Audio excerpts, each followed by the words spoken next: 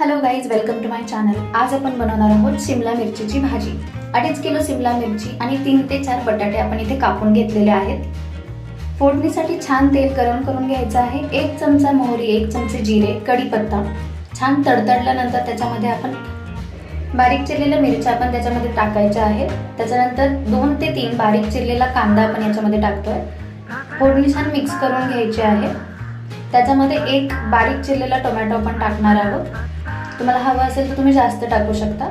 इथे आपण 2 चमचे मीठ टाकलेलं आहे, अर्धा चमचा हळद, अर्धा चमचा धना पावडर, अर्धा चमचा गरम मसाला, अर्धा चमचा मिरची पावडर.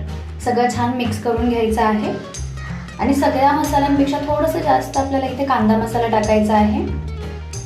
सगळं छान मिक्स करून झाल्यानंतर शिमला मिरची जी आपण कट करून घेतलेली आहे ती आपण याच्यामध्ये टाकलेली आहे. सगळं मिक्स करून झाल्यानंतर झाकण मारून 20 ते 25 मिनिटं छान त्याला लो फ्लेमवरती शिजायला आपण ठेवायचे आहे. शिजून झाल्यानंतर त्याच्यामध्ये शेंगदाण्याचा बारीक कूट आपण टाकणार आहोत आणि 5 मिनिटं नॉर्मल आपण ठेवल्यानंतर ही भाजी तुम्ही सर्व करू शकता.